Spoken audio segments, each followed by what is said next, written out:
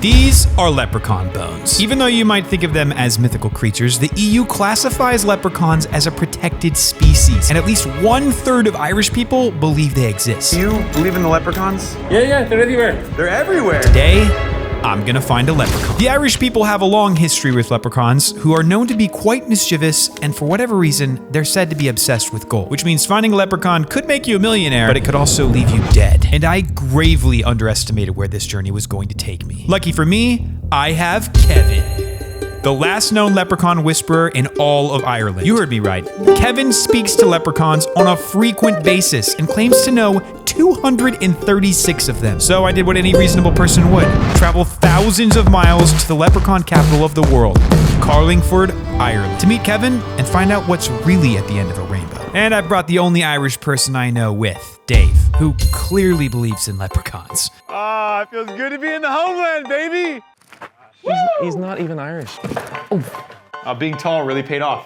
And since Dave managed to not get a single shot of an elf when we were in Iceland last year, we've also brought some professional help to hold the cameras. We set up shop near the leprechaun mecca of the world, knowing that leprechauns were nearby as we prepared to meet Kevin. And if I'm being honest, I was a little nervous. I mean, all I know about this guy is that he apparently speaks to leprechauns. Lucky for us, he was actually very friendly and invited us into his office, which was plastered with leprechaun memorabilia. The whole place felt a bit like my second grade classroom. But what we were about to learn from Kevin is not something that I would repeat to a second grade. Before heading up to his lair to learn more about the leprechauns, Kevin had us choose our leprechaun companion. Yeah, his name is Carrig. Carrig's the Gaelic word for rock. Yeah, we love the rock. All right, I feel like this guy do I get to meet him in real life?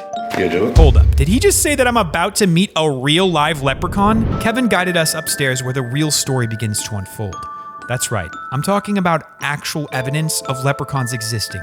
So hold on to your seat. 36 years ago, there was a local guy, heard a scream coming from the Cooley Mountains. He went up there to investigate to see who made the scream, and when he got up there, he couldn't find anybody. All he found was all the ground around the place was burned, and in the middle of the burning, he found some bones, and beside the bones, he found what he said was a leprechaun suit. On the ground, we found these three pieces, the hat and the tunic and the trousers, with 4 pieces of gold in the pocket of it. He showed it to me, and he told me he thought that leprechauns lived on the Cooley Mountains. He showed it to you. I told him I didn't believe in leprechauns, that there was no such thing, and I'd prove it to him. I would get as many people up on the mountain, and we would search it from top to bottom, and if we caught one or saw one, I'd believe, but I'd have to see one before I'd believe. That's right, even Kevin wasn't a believer. He even treated it like a tourist To attraction. get the people up there at the time, I hid £4,000, probably about $5,000, along the top of the mountain. And on the day, the mountain was black with people that came in their thousands with butterfly nets and leprechaun traps. And when they came off the mountain, they caught nothing except the £4,000. Little did Kevin know, his life was about to change forever. And remember those 4 pieces of gold? According to Kevin, he found them several years later right outside this office. And I brought them up the mountain to where he said he found the suit and the bones. And when I got up there for the first time in my life, I saw 3 leprechauns. Wait, what? Did he just say he actually saw leprechauns? Sitting on a rock about that size, talking to each other, having a chat. So you saw 3 leprechauns just Sitting on a chilling. rock, dancing, not chilling, no, they were playing music, they were dancing across the rock. I was frozen to the spot, I couldn't move. I was like that.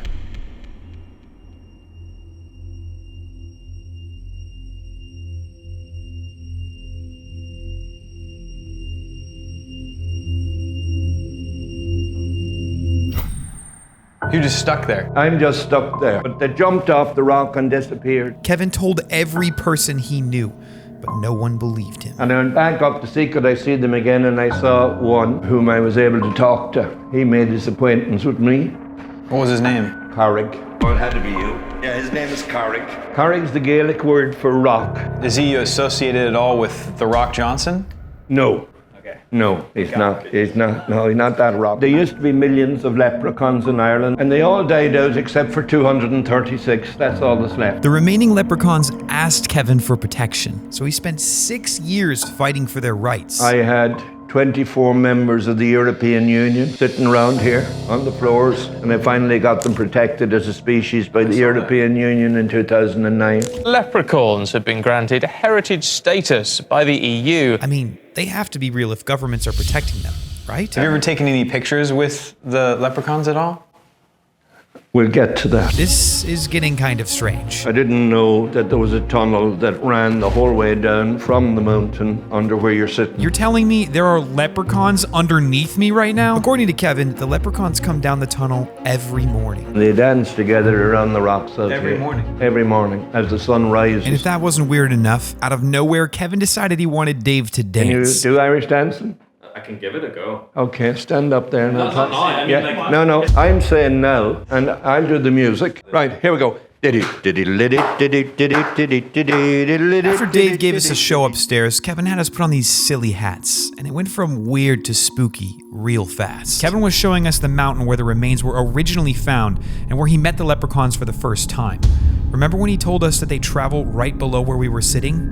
Yep, we're going down there.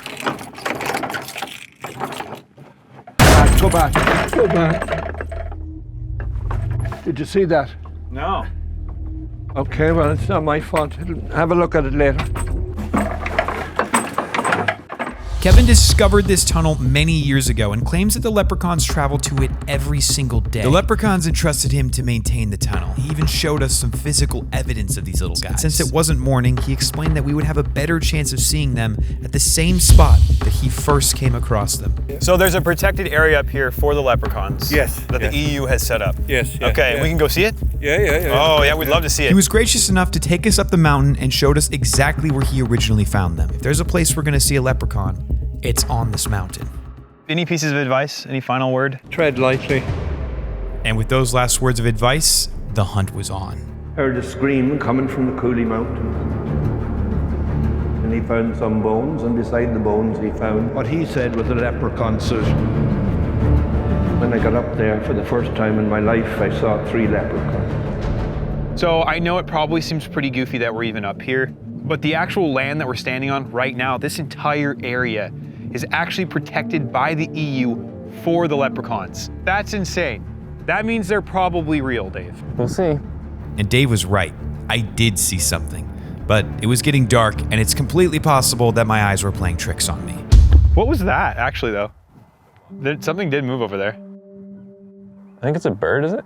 I didn't know if you're being serious. Am I No, right? I'm actually being serious. Was the camera running? Yeah. I'm not even kidding. I didn't see something. I feel like a whole lot of nothing is happening. I mean, it could have been a squirrel, for all I know, but I swear it's something. I wasn't sure what that was, but I've been standing on this mountain for hours, and I'm getting desperate. So desperate that 3 grown men are taking pictures of grass, hoping to catch a shot of a leprechaun.